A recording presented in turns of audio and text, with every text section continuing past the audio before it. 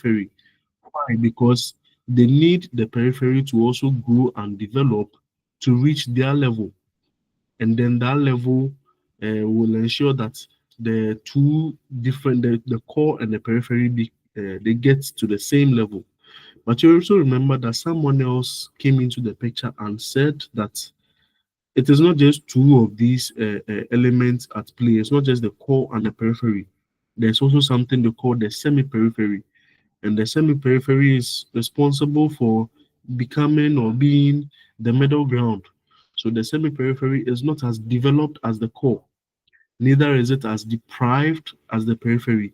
It just balances the two. So that was what essentially we did last week. Uh, Before we proceed, I hope everybody can hear me loud and clear.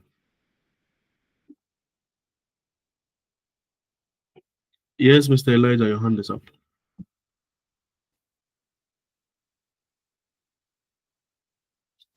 Yeah, sorry, sir. I was responding with my hand, and I just pointed. So sorry. Okay, no problem, no problem.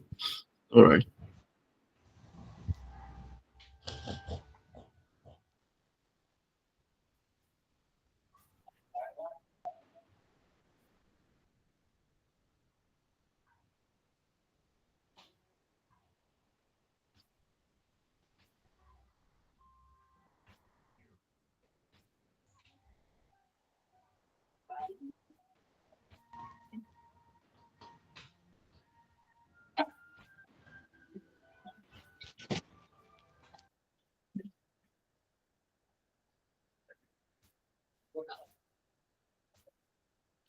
Okay, so today we are going to look at uh, lesson 4 and 5. Lesson 4 and 5. Now, if you remember clearly, from the very beginning, I informed you that we are going to break down the topic into its various components. We'll be breaking down the topic into its various components. And then that essentially means that we'll break down the regionalism aspect of it. We'll also break down the development aspect of it, and then the planning aspects. And in the end, we should be able to combine all of them and get a clearer picture. Uh, okay, so today we are going to look at the theories of development and underdevelopment. So essentially, we have summed up the regionalism aspect. Okay, we have summed up the regionalism aspect, the concept of the region, the locational theories, all of those things fell under the development, sorry, the regionalism aspect of the whole course. So today we are going to look at the theories of development and underdevelopment. But before we proceed, just a quick question. In your own opinion or understanding, what is development? What is development? Please, no marks is being awarded for this question, so you can just freely go ahead and express yourself. What do you understand by development?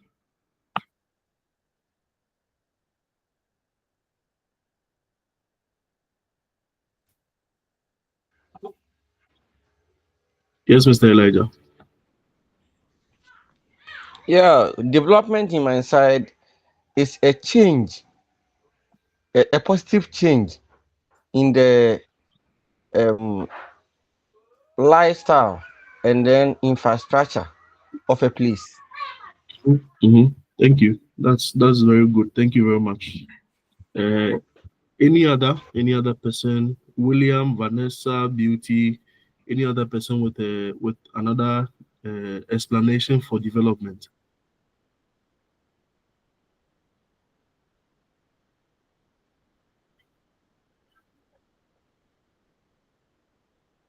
Mr. Eric, are you here?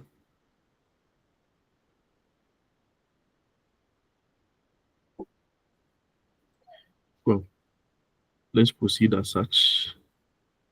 Okay, so just as he said, development essentially refers to a positive change.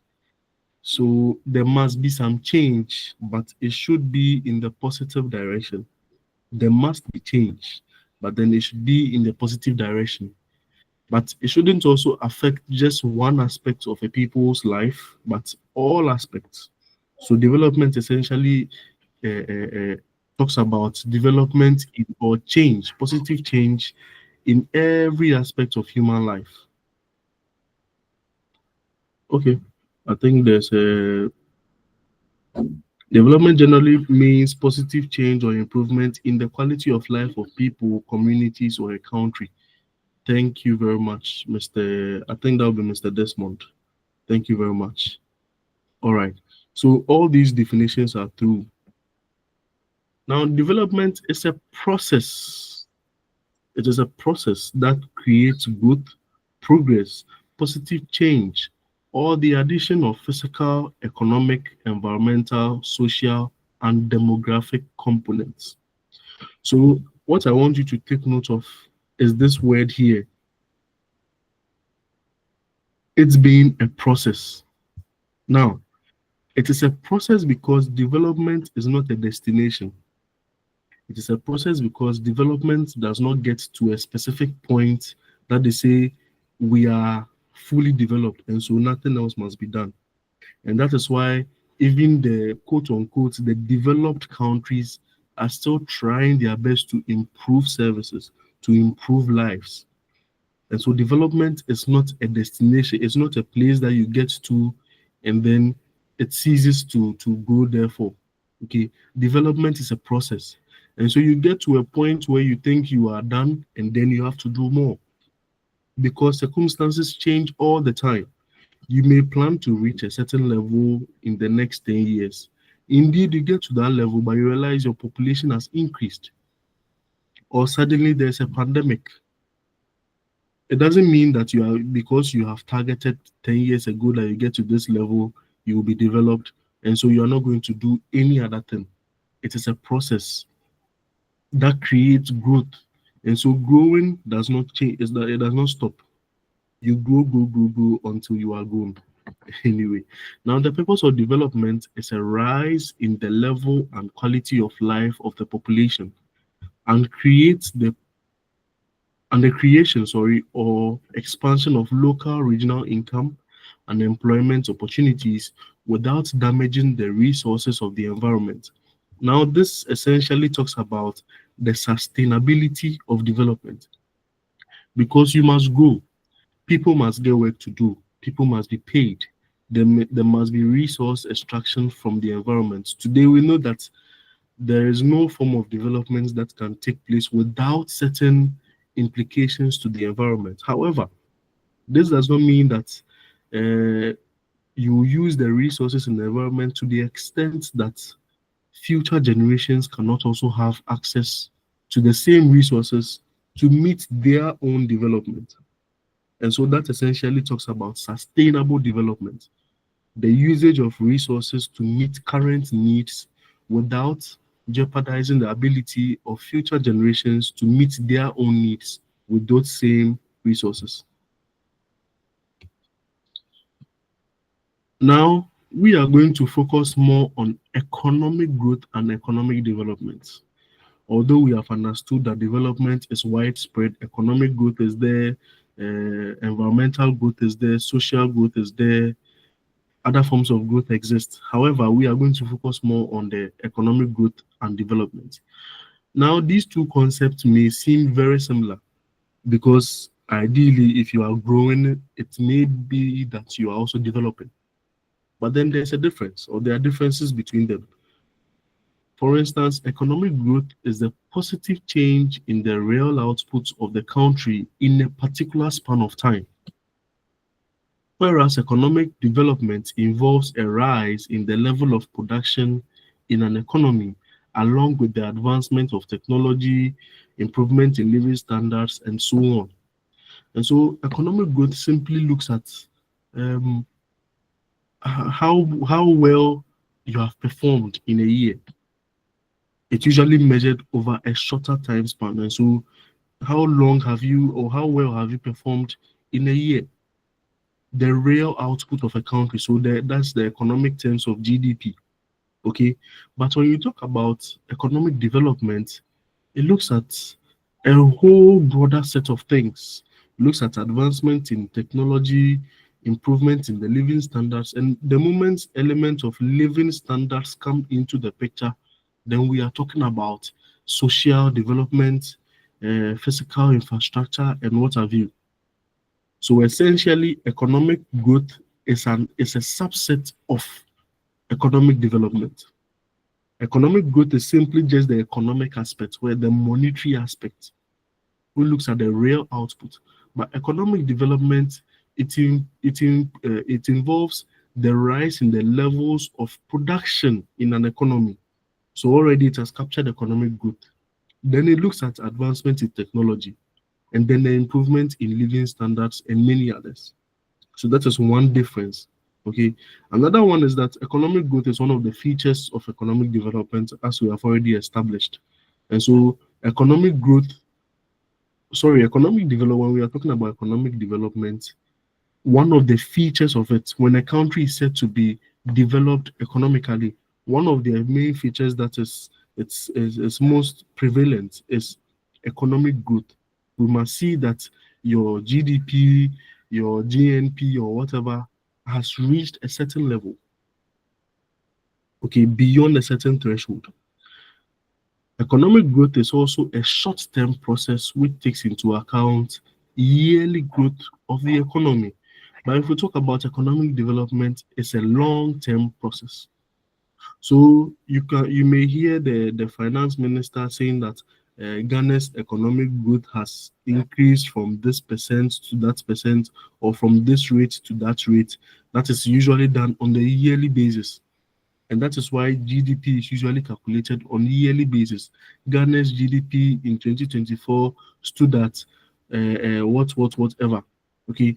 But when we talk about economic development, we are looking at a broader term, a longer term. Over the past 20 years, how have you performed? Over the past 40 years, how have you performed? What factors have led to the growth? That is when we look at what economic development. And then we also say that economic growth results in quantitative changes. Quantitative changes, so where you look at monetary terms, quantitative. But economic development brings about both quantitative and qualitative changes. So economic development must look at things like how peaceful your country is. Okay, because we know that without peace, there will be no economic growth. Okay, so economic development will look at things like peace, things like press freedom, okay, things like quality of life, and all those things are not captured under what the economic growth, but rather under what economic development. So that is that for the difference between economic growth and economic development. Essentially, economic growth is a subset of economic development. Economic growth is also much of a short-term process, whereas economic development is a longer-term process. Now, how then do we measure or assess the development of a region? If we are saying that one, economic development or development is not a destination, it is a process. How then do we measure or rightly classify a country as being either developed or developing, or even in some context underdeveloped? Okay, how then are we able to classify some countries and say that these are countries in the in the developed category, or countries in the not so developed category? Okay, there must be some matrices that we can use to measure. So we have four of them that we are going to talk about in this lesson. We have the gross domestic product, what we call the GDP per capita. We also have the Human Development Index, the Physical Quality of Life Index, and then the Human Poverty Index. Now, I must emphasize that there are so many matrices or metrics for measuring development, as defined by whoever has brought them up. These are not the only ones. There are so many of them, but in the world or throughout the whole world, these four are mainly what people use to measure development. Let's dive into them. First, we have GDP. Is there a question? Please, if your microphone is on, try and mute so that you don't interfere. Okay, so the first one we have GDP. Now, GDP is the total monetary or market value of all the finished goods and services produced within a country's borders. Within a country's borders.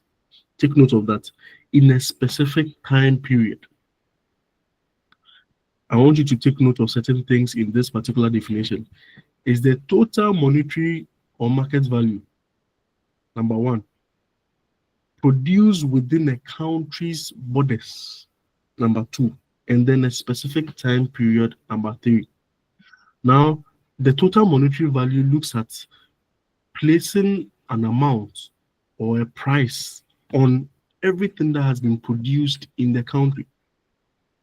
If it is cocoa that is being exported, what is the total monetary value of cocoa? Let's assume that the total value of cocoa that has been produced in Ghana, let's say in 2024, was 100 cedis. Okay. Now another production, let's say production of cars. Let's say we produce cars worth 20 cedis. And then we produced, what else do we produce in Ghana? Let's say we produce cocoa. No, I think we've already done cocoa. Let's say chocolate at 10 cedis. So far we have 130. Let's add another 10. Let's say all other things that have been produced in the country, the total monetary value looks at maybe 70 cedis. So we have a total of what? 200. Now, that is the total monetary value. The moment we divide that monetary value by the population of a country, then we are looking at GDP per capita. Okay, so you divide the GDP that you got, Ghana's GDP that we are using, the example we are using stood at 200 cedis. So you divide that 200 cedis by 30 million. So let's just use 30. That will give us 6.67. And so essentially, it means that everybody in Ghana is somehow worth about 6 cedis, 7 pesos. That is GDP per capita. So when you sum up the total monetary value of all the finished goods in a country and you divide by the population, it means that everybody in the country is worth about 6 cedis, 7 pesos. Please do get the distinction. The other things that I wanted you to look at was the production within a country's borders. So which means that Ghanaians in Togo, Ghanaians in Nigeria, whatever they produce is not captured as part of Ghana's GDP. I hope you get it. So it means that whatever is produced within Ghana, within our borders, is what is summed up to be the GDP. But when we divide that total amounts that we get of all the finished goods by the total population of the country, then we are going to get what the GDP per capita. So per capita essentially means per individual or per head. It says that as at March 2017, GDP per capita of Ghana was at $1,511, and Kenya was about $1,607. USA had 59,000. It means that everybody in USA was worth about 59,000. Okay, Luxembourg had a much greater amount. So this is one of the main metrics for measuring development. So the higher your GDP or GDP per capita, the more developed you are. I hope you understand. Okay, but it has been criticized that it does not take into consideration the living standards of a country. For example, Saudi Arabia with a high GDP ranks well on a global scale, but its living conditions, such as healthcare and educational systems, are poor. Remember that development must cover all aspects of human life. Essentially, 3 areas as defined by the Sustainable Development. We look at economic aspects, social aspects, and then what? Environmental aspects. But the GDP or GDP per capita only looks at the economic aspects, but fails to address development in terms of social, where we have education, healthcare, and the like, or even environmental. The impact of growth on the environment is also usually neglected. Okay, it also says that it does not account for several unofficial income sources. So, as you can see here, the GDP itself just looks at the monetary value of finished goods and services. But there are so many other things that could earn people some levels of income, but they are not included. Like production of goods and services by Ghanaians outside the country is not added. So, which means that if it happens that Ghanaians or there are more Ghanaians outside the country doing so well, their amount or their inputs will not be added into Ghana's GDP. Okay, there's another metric for measuring that we call the gross national product, the GNP. Okay, which looks at all these other things combined. Is that okay? So this is essentially about the GDP. Let's move on to the HDI, which is the Human Development Index. Now, it is a way to measure the well-being of a country. It takes into consideration education, which is measured in terms of adult literacy rate, okay, and then healthcare, which is judged by what? Life expectancy, and then the economic factor of GDP. So essentially, the Human Development Index was developed as a critique to the GDP or the usage of GDP to measure development. If you remember, the last criticism of, or one of the criticisms of the GDP was that it does not take into consideration the living standards, such as things like healthcare and education. But when you move into the Human Development Index, you realize that those two things are well captured in here. When we say adult literacy, we are looking at the number of adults per thousand who can speak or who can read or write. Let me put it that way. Who can read or write? That is literacy. Okay, and then you look at life expectancy. Now we say that life expectancy is essentially the estimated number of years an individual is expected to live from zero or from the moment you were born to the time you die. So how many years are you expected to live? Okay, or how many years are you estimated to live? So the higher, the better. The higher, the better. Okay, and then looks at the economic factor of GDP. Now it says that Human Development Index measures each of the factors, between 0 and 1, with 1 being the best.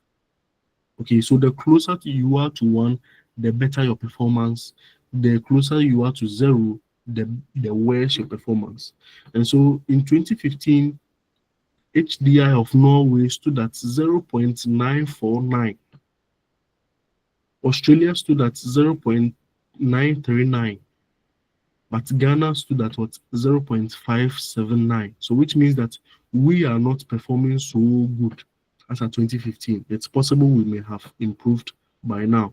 But Chad, on the other hand, had 0.396. So when they measure adult literacy, life expectancy, and then GDP, and they sum up everything and do their calculations, rating them between 0 and 1, the closer you are to 1, the better your performance. The far away you are from 1, the worse your performance. Now, it is a very useful measure of development because it includes economic and social indicators, which reduces any anomalies. This is essentially an improvement on the use of only GDP as a measure of economic development or development. Now, the Human Development Index does not consider the income inequalities and freedom in a country.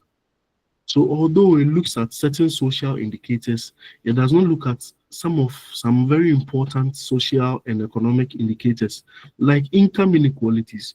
You realize that there are certain countries that the very rich are very, very rich and the poor are also very, very poor. So people who are earning above certain amounts, they are earning so much more. But when you go to certain areas that the people are earning below a certain threshold, the people are very, very poor. Essentially talking about income inequalities. And so the rich will get richer and the poor will get what? Poorer. It also looks at the levels of freedom in a country. So where there are certain countries that everything is tied to the development of another country. You can begin to picture issues around the core periphery theory. Okay, so where the development of certain countries are tied to other countries, and so if they don't allow you to do certain things, you cannot develop. But HDI fails to measure all of these things, and this is one of their main critiques. It does very well in adding the adult literacy rates and the life expectancy, which looks at education and health respectively, okay, but fails to measure certain things like income inequalities and freedom in a country. Then we move on to the physical quality of life index. This is developed by Morris D. Morris, uh, and it covers three indicators like life expectancy, infant mortality rate, and the literacy rate. So someone else came with something similar to the Human Development Index, but only looked at the life expectancy, infant mortality, and then literacy rate. Remember, it doesn't look at adult literacy rate, it looks at literacy rate. So, which means in this context, they are not looking at only adults above 15 years, but they are looking at everybody. Now, for each variable, he devised a scale which includes the numbers ranging from 1 to 100, where 1 represents the worst performance by a country and 100 is the best performance. So per the physical quality of life index, this does not range between 0 and 1 as defined by the HDI, but looks at ranging the numbers from 1 to 100. So 100 is the best, 1 is the worst. However, it is criticized for not including so many social and psychological properties which have been defined by identified by the measure of quality of life, such as the case of security, justice, and human rights. So how secure a country's borders are is not measured as part of the physical quality of life. The levels of justice in a country, for instance, if there are issues before the court, something that is very rampant in Ghana, for instance, you realize that many of these former politicians, when they are convicted of certain crimes, you barely hear that they've been imprisoned or something. But the village man in Atebubu who went to harvest his neighbor's 2 fingers of plantain will be jailed immediately. It shows that there's certain disparity of justice in a country. There's also issues about human rights. Okay, so all these things were not captured as part of the physical quality of life index. What have we done so far? First, we looked at the GDP. GDP looks at the total monetary value or the market value of finished products produced within the country's borders at a specific time. It is measured in currency, usually dollars. Okay, and so the higher amount you get, or the higher the GDP per capita, the better your development. But it was criticized by people as being too economic based. They didn't look at certain other social factors. And so it gave birth to the Human Development Index. Now, the Human Development Index decided to measure adult literacy rates, life expectancy, and also added the economic factor of what GDP. But it's measured its performance between 0 and 1, with 1 being the best and 0 being the worst. However, it was also criticized for not adding extra social indicators like freedom and then some other stuff. Now, this also gave birth to another index which looked at the physical quality of life. Now, this one rather measures the life expectancy, the infant mortality rate. Let me explain that one. So, the infant mortality rate is children below 5 who die per thousand of a population. Children below 5 who die per thousand within a population, and then the literacy rate. But over here, it measures everything between 1 and 100, with 1 being the worst, 100 being the best. So this is a table that shows basically the physical quality of life index of various countries. You have Gambia with the GDP or GNP per capita in dollars stated here as 348, and their physical quality of life index as 20. But you look at a country like Costa Rica. Costa Rica has the GNP per capita as 1,476, and their physical quality of life index is about 89. Remember, the closer you are to 100, the better off you are. Okay, so someone is at 89, someone else is at what? 20. I was looking for Ghana in here, I can't find Ghana. But anyway, let's move on. The last one we'll look at is the Human Poverty Index. The Human Poverty Index. Now, I must emphasize that the Human Poverty Index in itself, it's divided into two. We have the HPI 1 and the HPI 2. Now, the HPI 1 is used for developing countries. Developing countries, countries who are not so developed. And then the HPI 2 looks at poverty in developed countries. But let's go into the HPI 1. It looks at deprivation of longevity. Deprivation of longevity, which is measured as a percentage of individuals with a life expectancy lower than 40 years. So, how many people in your country are not expected to live more than 40 years, essentially? How many people in your country are not expected to live over 40 years? There's also the deprivation of knowledge, which is expressed as a percentage of illiterate adults. So adults who are not able to read and write. Remember, we are looking at the Human Poverty Index. It looks at levels of deprivation in a country. One is deprivation of longevity, how long you are expected to live. There's also the deprivation of knowledge, how illiterate or how many illiterate people are in your country, people who cannot read or write. And there's also the deprivation of economic provisions, which is measured by the percentage of people without access to health services and safe water, plus the percentage of children under 5 who are underweight. Okay, so remember that we are looking at the Human Poverty Index, meaning that if you have a low HPI, it means you are performing well. It means that you are not so poor.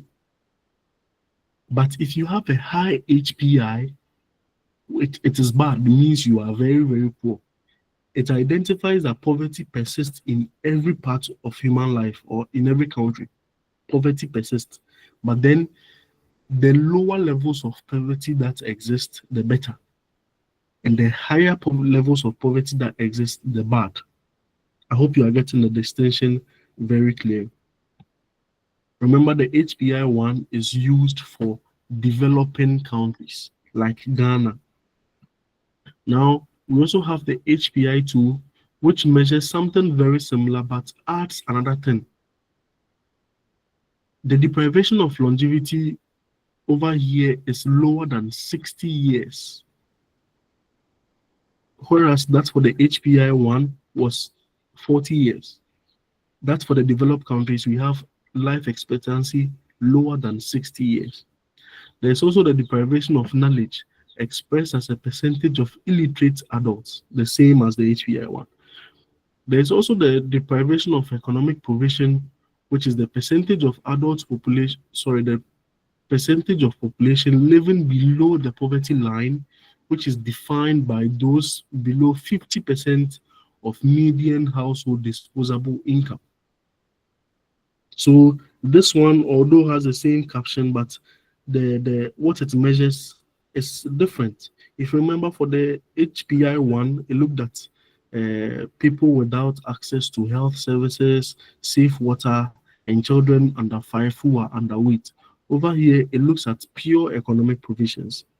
Now, there's also another metric that has been included, which looks at the social exclusion measured with the long-term unemployment rate.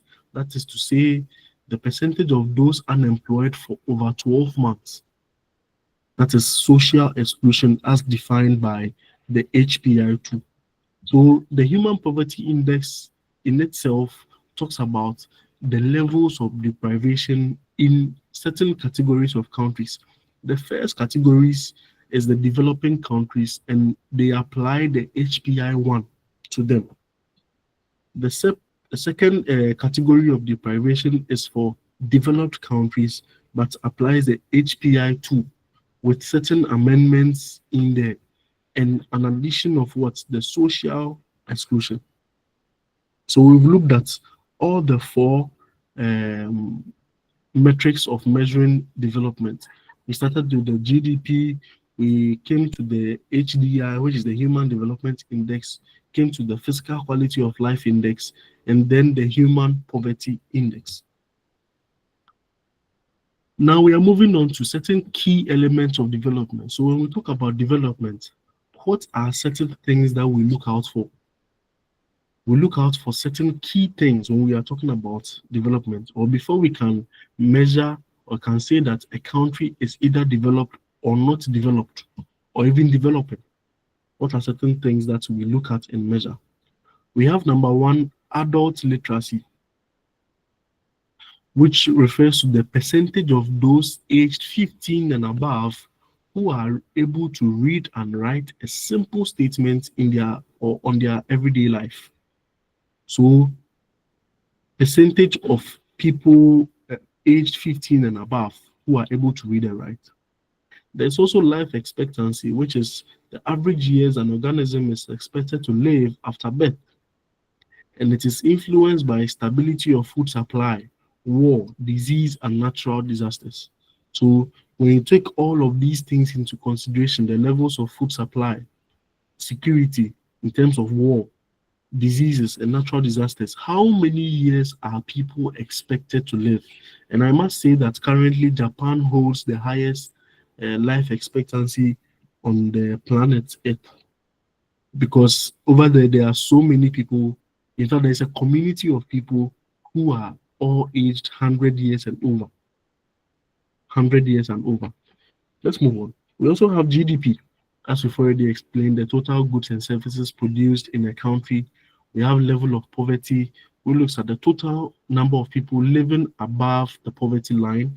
We also talk about unemployment, and then access to health services and safe water. So these are some key elements of development before we say or categorize a country as being developed or developing. These are the things that we look out for. I must also say that now there's a new term for defining development. Some people have argued that referring to countries as underdeveloped or developed is somehow too straightforward, it's too direct. So they now use the term global north and then global south. So countries said to be in the global north category are the developed countries, and the countries said to be in the global south are the developing or underdeveloped countries.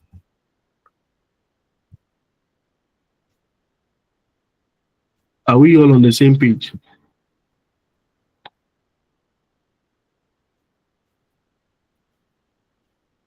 Great. Please, if there's any question as usual, don't hesitate to draw my attention. All right.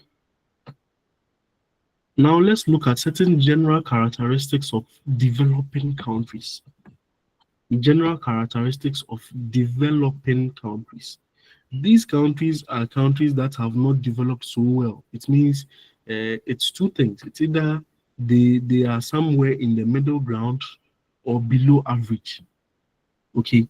Now, certain basic characteristics are common to most developing countries. So wherever they are on the planet, whether in Africa, in South America, or in Asia, maybe even in Europe, okay, there are certain basic characteristics that are very common to all of these countries. Number one is low level of living and productivity. Low levels of living and productivity. Now, there's something we must know called the social stratification. Social stratification. A number of you may have heard it before. Uh, in the concept of social stratification, they sort of try to categorize people based on their levels of income or class. And so there is the upper class or the high income people, there is the middle income, and then there's the low income. Okay. Now, low and middle income developing nations with more than 84% of the world's people receive less than half of the world's income as of 2005. And it is possible that this figure may have even worsened by now. Remember, many of these developing countries are countries whose populations are extreme. In fact, when you go to a country like Indonesia, country like Nigeria, okay, these countries are all developing countries, but their populations are very huge. Okay, but aside their populations being huge, they receive less of the world's income. Why would that be so? That would be so because if you remember, or if you catch your mind back to these indexes for measuring development, we look at certain things like levels of education, levels of employment. Okay, so which means that many of the because of the high population over there, many people are not able to find jobs to do. The higher levels of unemployment that persist in a country, the lower levels of income because you don't have work to do. And so, how much are you even going to get paid? If you get employed on some of these seasonal employment systems, like maybe going to harvest someone's maize on their farm for or something, just something, that is not a permanent employment. And even then, the amount of money that you'll be paid will be lower. Okay, so that is one. Lower levels of what income. Income levels in developing countries produces a vicious cycle referred to as the poverty trap by some authors. Now, the fact that you are not employed or you are unemployed and you get paid so little means that you are going to give birth to children who are going to be in your same situation. A typical example is what persists in some of the slum communities in Ghana.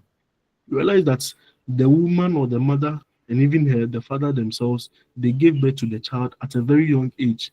They will probably have to drop out of school to take care of them. The fact that you've not reached a certain level of education means that your levels of literacy are low, meaning that you are going to find certain jobs that are not going to pay you. So I hope you are following the narrative. Okay, you give birth to children at a very young age, you drop out of school. That is equaling what a lower literacy level. Okay, you are now going to get unemployed or even employment with low levels of what income or low wages. Okay, now the child you are going to give birth to is going to grow in the same community, experience the same thing, probably even gets pregnant at the same age you got pregnant. Now, a child will also be given birth to who will also follow the same problem. And so the vicious cycle, that's what persists. Okay, someone is giving an example as choco. Anyway, I hope there's no choco person over here this morning. Else they'll come for you. Okay, Sir, I'm here. all right. Sir, There's a choco person here. uh-huh. Actually, uh, sir, Mhm. actually, I'm not from Texas. But the issue of them not going to school, sometimes it pains my heart because I'm from the eastern region. I am from a village, but I was taken to Choco. It was Choco that I started schooling. But the community there, they like fishing. That's their main job, and that's why most of them are Mhm. school dropouts. Maybe the time will come, it will change as things are changing. Okay, thank you. We pray that things change for them. But essentially, that is what characterizes certain developing countries, the vicious cycle of poverty. And so you realize that a full generation of individuals will be living in poverty. A whole generation of individuals. The mother, let me even start from the great grandmother is was living in poverty. The grandmother will be born in poverty. The mother herself will be born in poverty. The daughter will be born in poverty. And then that daughter will also give birth to someone living in poverty. Remember, the poverty we are talking about is not just about income. If you remember the human poverty index, you are not just looking at income, we are looking at deprivations in economic terms, deprivations in terms of social exclusion. Okay, so it's not just about the money, it's about various other things. I hope you are getting it very clearly. Now, uh, Gunnar refers to this as the circular and cumulative causation of poverty. So it goes round and round. It's like a cycle. It's like a cycle. There are, however, ways to move out of this poverty trap. So now, currently, there are so many scholarship schemes to cater for brilliant but needy children. The institution of the free SHS at the inception was a very very good idea, but how they went about it was a problem. The idea from the very beginning was a very brilliant idea, but then how they went about it was the problem. Because if you have children, not everybody in Ghana will not be able to take care of the education of their kids. Many people in the country today have decided to start some sort of savings to cater for their children's education. Okay, and so by the time the child gets to secondary school, the parents may have certain mechanisms in place to take care of those kids. But many people have argued that the free SHS system should have been targeted to the rural areas where people do not have certain levels of income to take care of the education of their wards. But anyway, that's just by the way. We are still on the low levels of living and productivity. The low levels of living does not only look at income, we've also mentioned things about poverty. And we know that poverty looks at so many things like literacy levels, access to health, and other things. Now, one common misconception is that low income results from a country being too small to be self sufficient or too large to overcome economic inertia. This typically explains the fact that many people actually think that the smaller a country you are, or the lower your population, it means that you are not going to have so much labor in your country to work to increase your levels of development. Or sometimes even your country is simply just too big for you to, I mean, to make certain meaning out of it. But this is wrong because today there's something we call technology. Now, technology augments labor, technology adds to labor. And so you may have just a few people, but because they are well vexed in technology, when it comes to agriculture, they are performing so well, sometimes even more than countries with a higher population.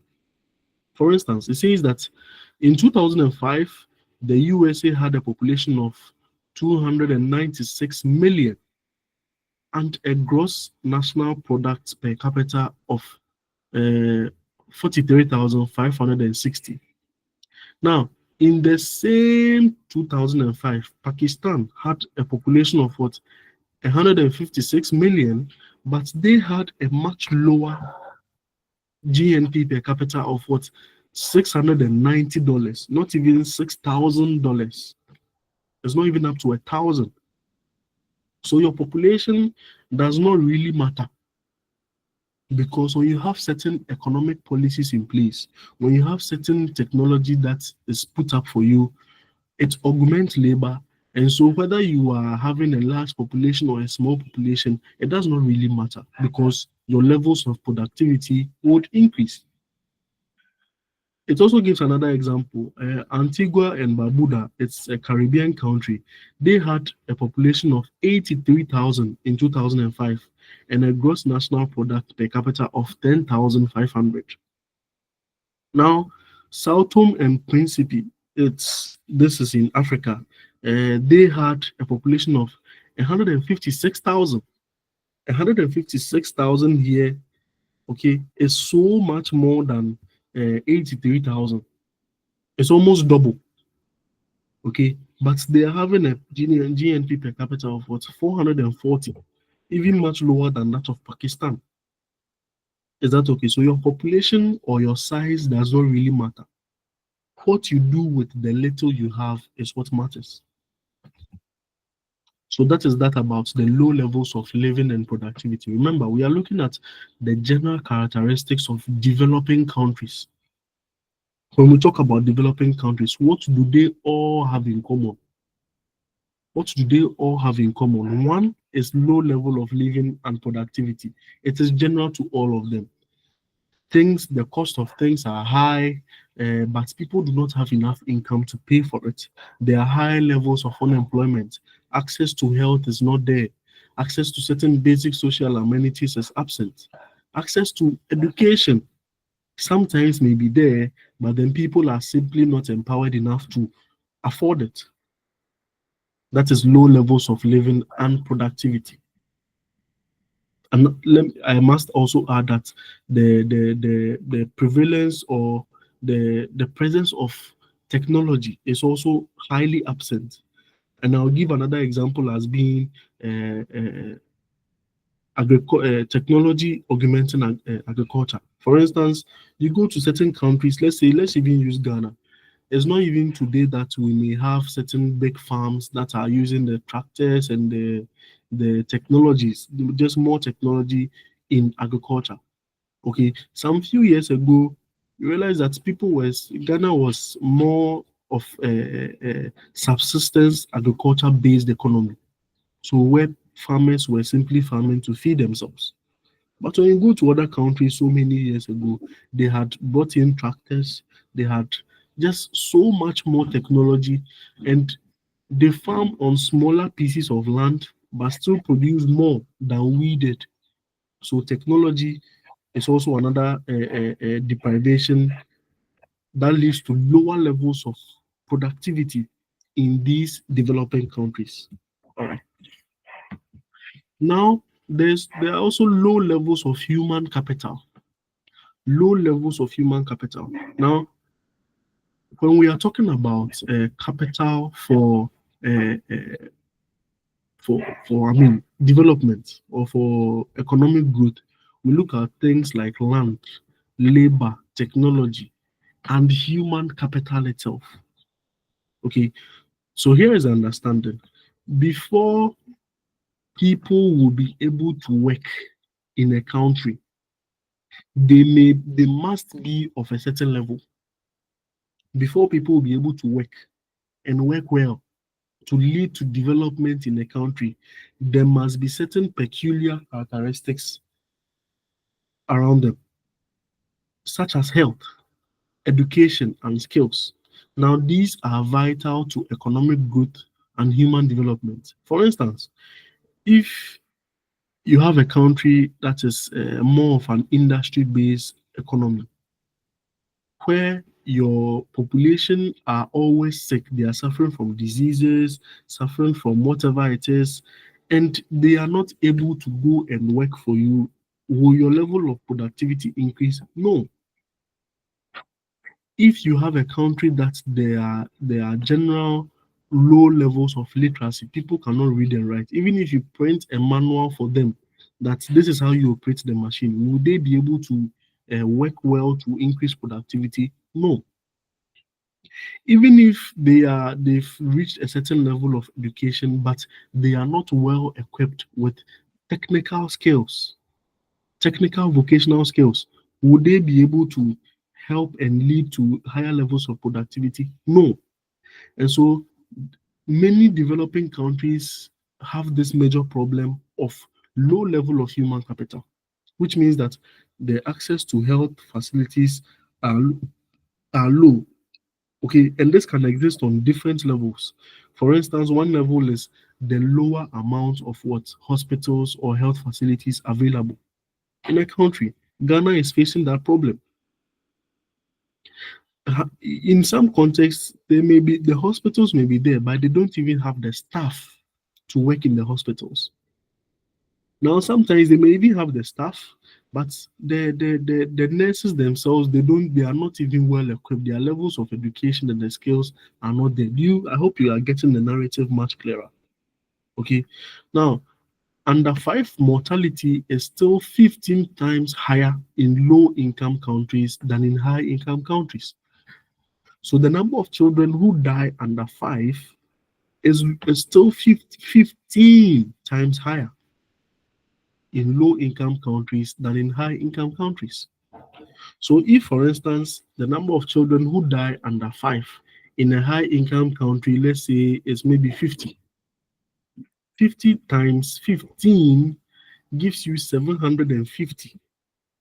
And so, for high income countries, they may be recording just about 50 under five infant mortality. But the low income countries or the developing countries are going to be recording how much? 750. Now, this is very worrying because remember, it is these children that are going to grow, be educated, get the skills, and then add to the labor force. If 750 of them per thousand are dying, how many is going to be added to the population? Another one is that net primary school enrollment was 94% for high income countries and 92 for low and middle income countries and 78 for low income countries. This is just for primary school enrollment. Primary school enrollment. And so if you by the time you even get to secondary school enrollments, tertiary enrollments, the number would have dropped. Okay, now although there has been significant improvement over the years, the quality and student attendance and completion is still a problem. You realize that when the school academic year is beginning, I mean you guys are teachers, so you even get this thing much clearer.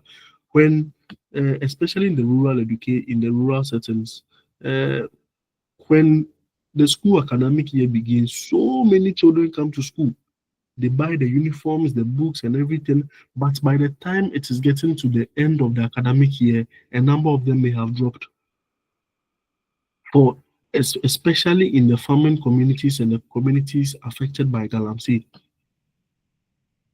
And indeed, teacher truancy remains a problem in sub-Saharan Africa. And I pray and hope by God's grace that none of you guys are part of the teacher truancy. I beg you people, go to school and go and teach for us. Thank you. All right. So that is about the low levels of human capital, where what makes a human being function well to lead to the higher levels of productivity that is lacking in the first point is also low. So people are not well equipped to work and lead to higher levels of productivity. So all the points are linked. So this is how I'll be expecting you guys to narrate and make your points clearly. Lead one point to the other. All right. Now, there are also higher levels of inequality and absolute poverty. So these are two things. There's one, high levels of inequality. And there's also absolute poverty. Inequality we've already established as being that, certain people are earning high or higher than other people, or the distribution of resources. So the inequality exists on different levels. It can be based on income, it can be based on access and availability of resources. Okay, now it says that globally, the poorest 20% of people receive just 1.5% of world income. The poorest 20%, okay, they receive just about 1.5% of income. The lowest 20% now roughly correspond to nearly 1 billion people, and these people are living in extreme poverty. If we say that you are living in extreme poverty, it means that you are living on less than $1 per day at purchasing power parity, and those who are just above it. So, for instance, if you come to Ghana, let's assume let's not use the dollar conversion where you have $1 is to about 10 cedis or 11 cedis now. Let's use the same $1 is to 1 cedi. People living in extreme poverty are living on less than 1 cedi. Now, I'll ask you a question: how much can 1 cedi, or what can 1 cedi buy you in Ghana that we live today? Even Gary, that many people see as food for the poor, quote unquote, is even more than 1 cedi. So you have about 1 billion people, 1 billion people living on less than $1 per day. That is what we call extreme poverty. Now, bringing the incomes of those living on less than $1 a day up to this minimal poverty line will require less than 2% of the incomes of the world's wealthiest 10%. So when we take the income of the world's richest 10% people, like the Elon Musk and the Mark Zuckerberg and the very rich people in the world, okay, if we take just 2%, not even 10%, just 2% of their income, we can elevate all of these people living living on the $1 per day. Okay, so we can essentially eradicate extreme poverty. Now, this just goes to explain how wide the gap is between the very rich and the very poor, especially in the developing countries. So the very rich are very, very, very, very rich, and the very poor, they are also very, very, very poor. That is the levels of income, the levels of inequality and absolute poverty. So you have so many people, about 1 billion, living in extreme poverty, less than $1 per day. But when you take just 2%, 2% of the richest people in the world, you just take 2% of their income, you can eradicate extreme poverty. Now, extreme poverty is also prevalent in low-income developing countries such as Sub-Saharan Africa and South Asia. I must say that although we have certain places in Ghana that live in high levels of poverty, the sort of poverty levels that they are talking about here is not even existing in Ghana. I must tell you, when you go to certain countries in in Central Africa, okay, these are countries that usually face these problems, and even some countries in South Asia and South America. So usually the southern, if you hear southern, we are the ones suffering from poverty. That's just by the way. So we started with what? The low levels of income, the low levels of living and productivity, where we have poverty in high levels. And then we also looked at the low levels of human capital, looking at health, education, and what skills, deprivations on different levels. Then we just looked at what the higher levels of inequality and absolute poverty, where we say that there's a wide gap between the very rich and the very poor. Okay, and the very poor are living in extreme poverty, what we refer to as living on at least $1 a day. All right. Now, There's also the prevalence of high population growth rate. So when you take all developing countries in common, okay, certain things are very common. Number one, or one of the main things is what? High population growth rate. So these people that they don't have money, they don't have high levels of human capital. There's also extreme poverty. They are the ones who have the most population. It means that the global population increased significantly since the beginning of the Industrial Revolution. The global population rose from 1 billion in 1800 to 1.65 billion in the 1900s. So, which means that over a 100-year period, just 0.65 billion people, or let me say 65 million people, were added to the world's population. Okay, over a 100-year difference from 1800 to 1900.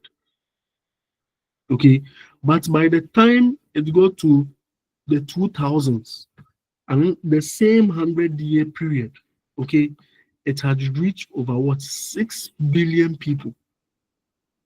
Now, I must tell you that currently, as we speak, we are nearing 9 billion people. So we've not even reached a half of the 100 years. We are just in what, 2025. So 25 years in, we've already added over 3 billion people. So this should tell you the problem, because your population is increasing at a rate that is not being met by access to health, access to education, access to employment. Now, in recent times, most population growth has been centered in the developing world.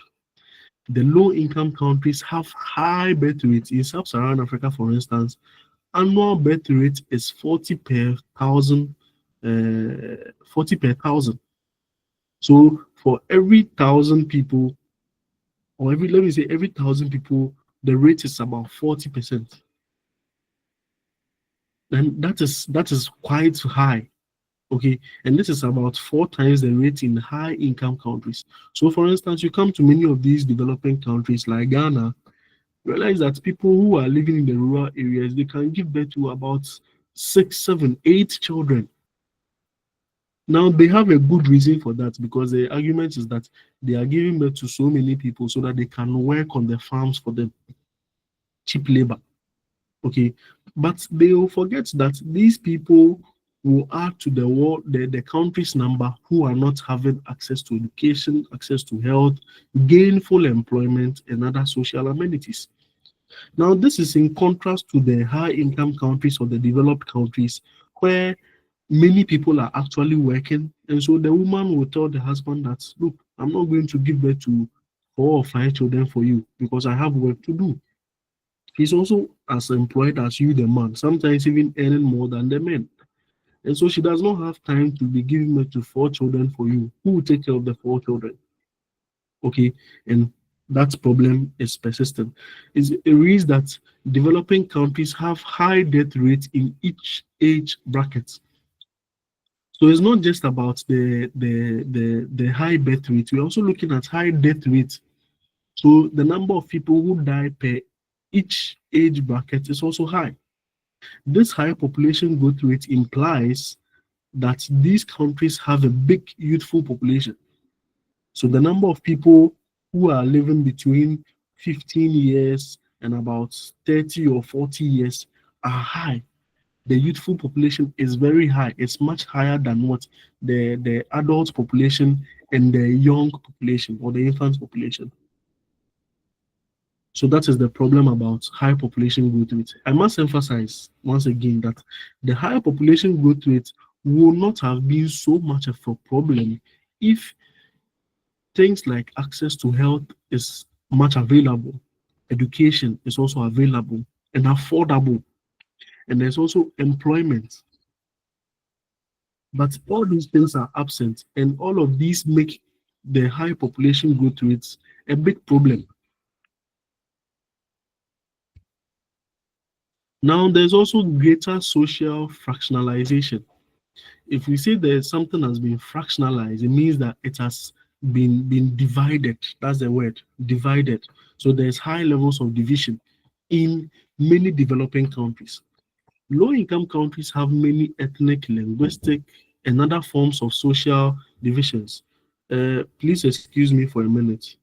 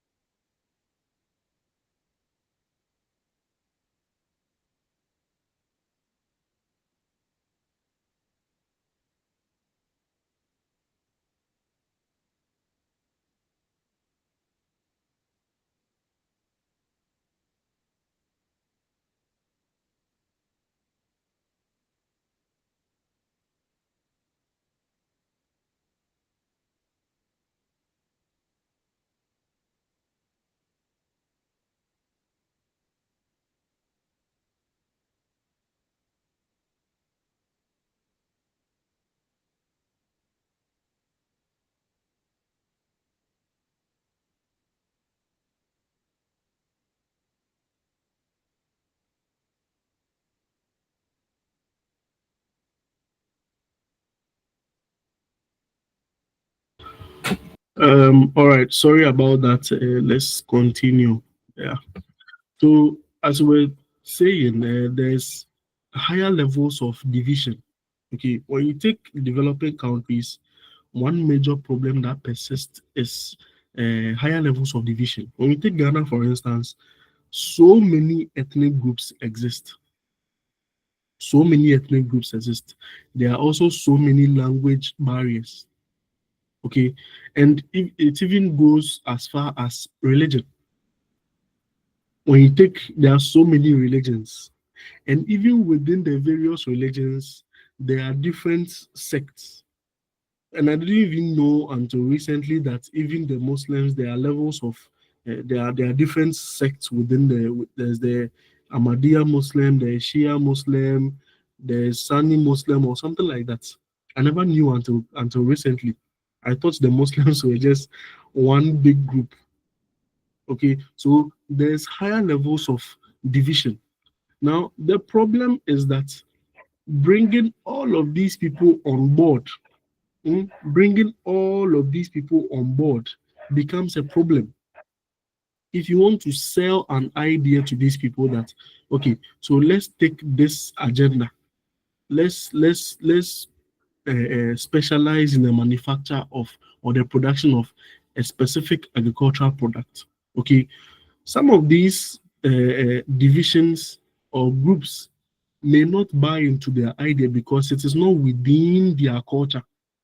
So the Muslims, for instance, may not eat certain foods that maybe whoever is in Yes, charge pork. wants to establish.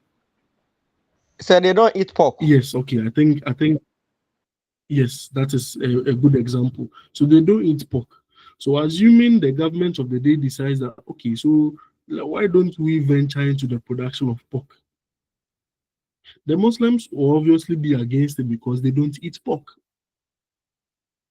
Is that okay? And so it's not just about the fractionalization or the division. That exists everywhere. But then the mere fact that you can't unite all of them under a single idea or for a single agenda becomes problematic as compared to many of the European countries and even the American countries or the American states.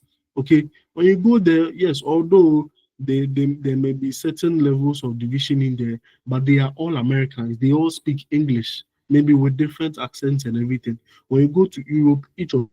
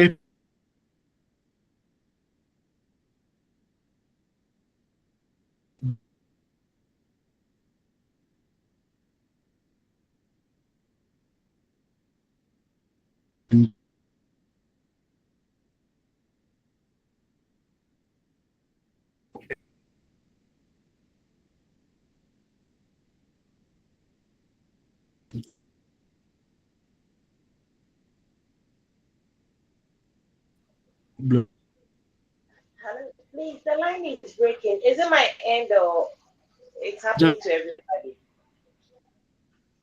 It is happening to me too. uh, I'm also having the same experience. I thought I was the only person. So please alert Doc to adjust his mechanisms. but Derek, please, are you here?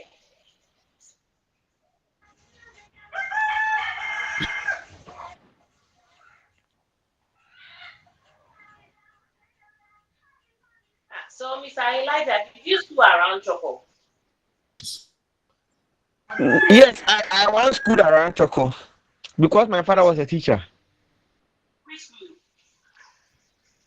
KJ Atrams. Atrams. Okay. Ye- Yes, my father was teaching at Kolegono, and we were staying at Choco, so that was the place he took us to. Nice. How come you didn't become a teenage father? That's why I said I left there early. I think I was there for about 4 years. He took me back, and then later he took me in to complete the JHS at Kanishi. But still, we are still staying at Choco.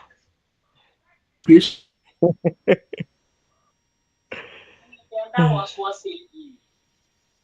Because some of your colleagues at JHS level were fathers and Yes, I mothers. know that. Yes, one that has been the norm over there. yeah, It seems sir is not hearing what we are saying, so please alert him to adjust his machines. He's still trying to teach, but we are not hearing him. Please, is Eric here?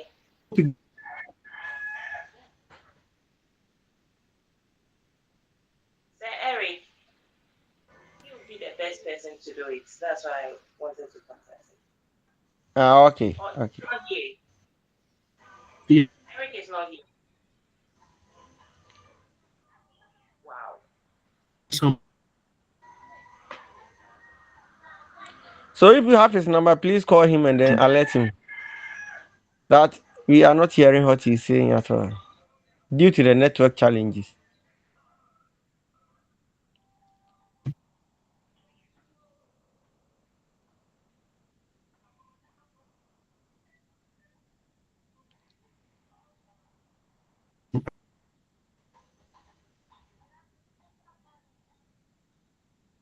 last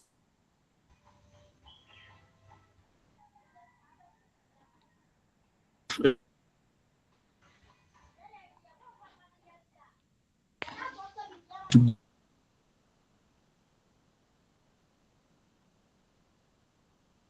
just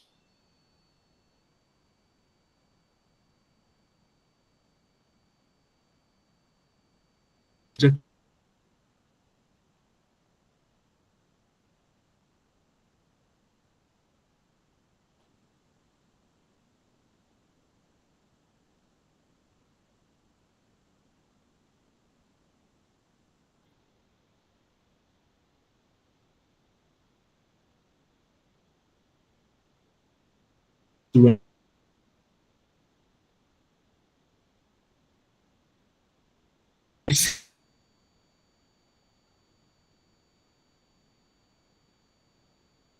this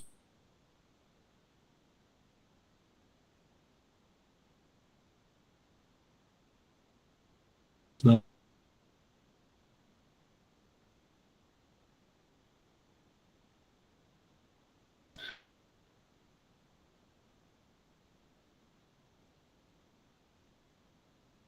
Now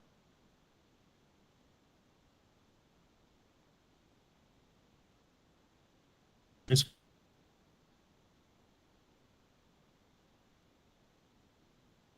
oh,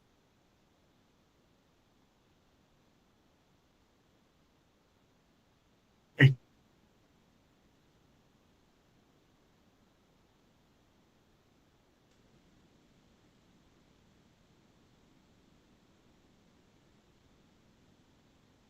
bring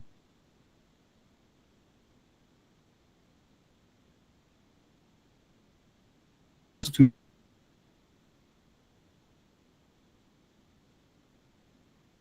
I mean,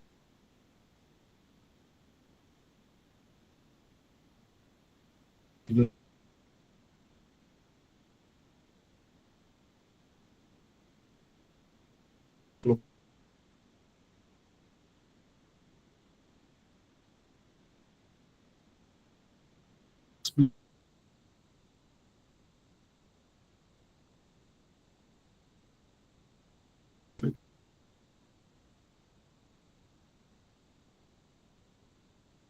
so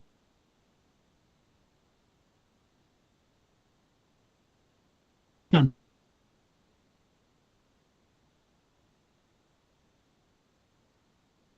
is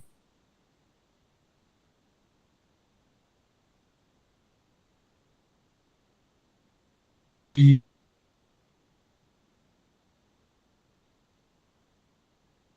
maybe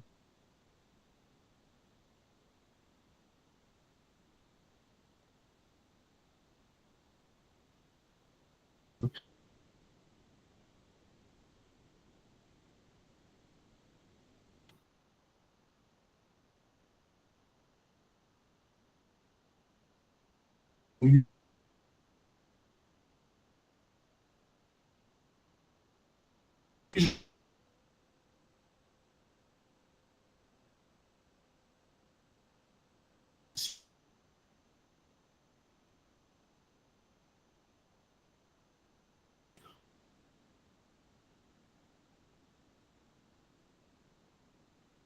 so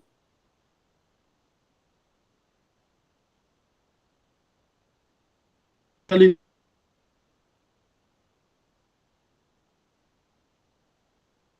the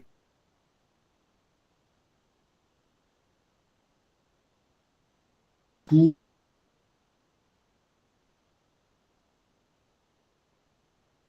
and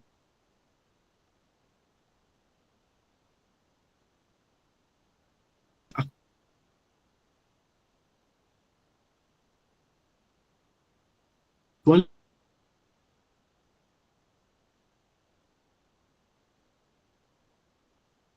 what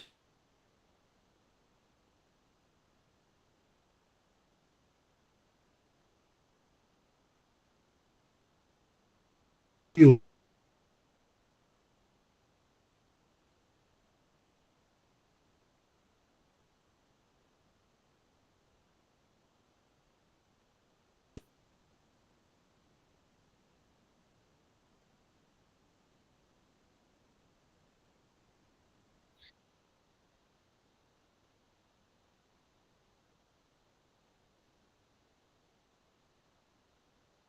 be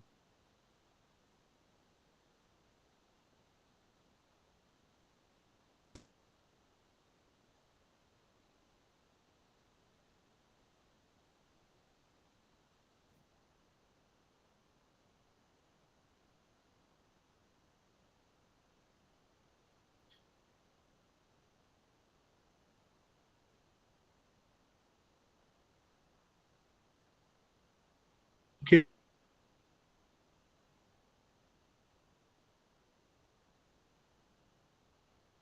is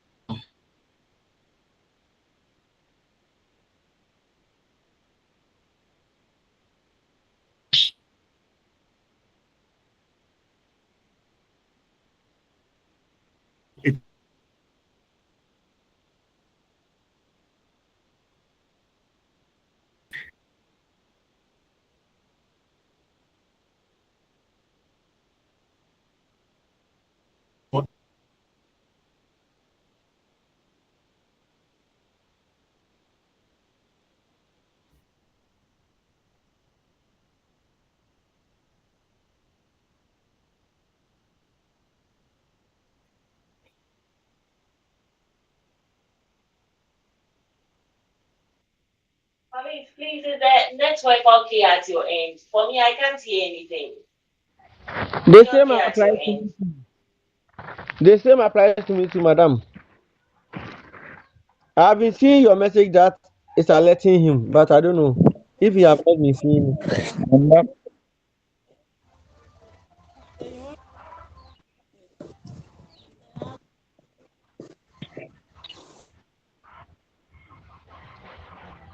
I think he's now off, so I think he will rejoin.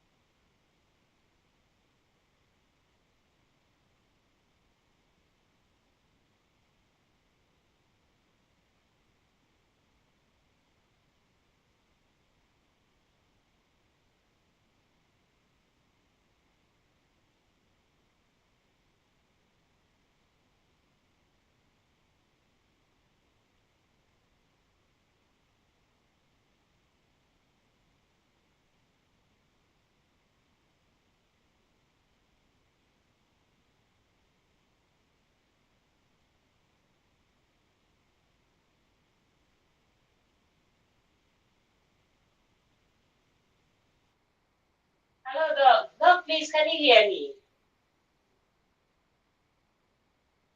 Hello, Doc. I think he's not online, oh.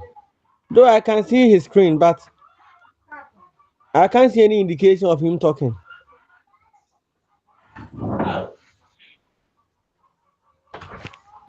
I called This him, network. so I think he's trying to. oh, somebody is talking. It seems somebody have news for us. Oh, okay.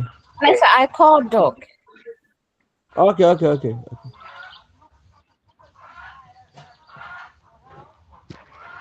thank you very much, my dear.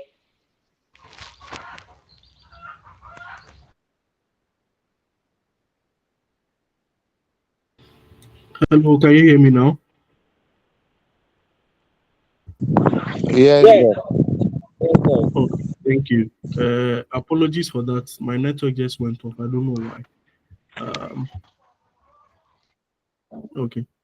Please tell your colleagues who ran away that we are back. We are back, so they should not go anywhere. Anyway.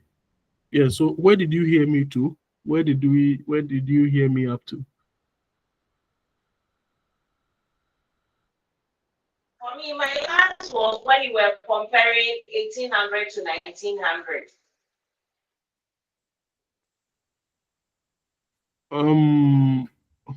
Okay. 1800. Wow. Where would that be? Oh, that is higher population growth rates. Yes. Wow. Yes.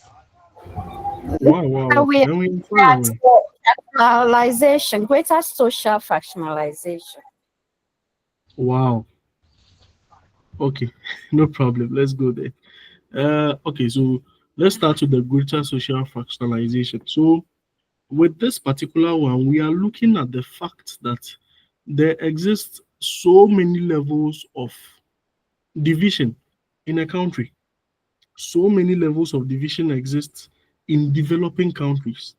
So, for instance, you realize that you take a country like Ghana, the levels of division in the country persist so many. One is ethnicity.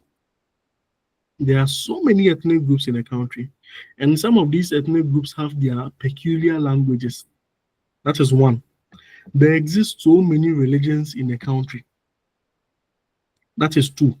And I even got to know most recently that in Islam, for instance, or the Muslims, there are divisions or sects within Islam, and I never knew until recently. I thought that the Muslims were just Muslims, one big happy family.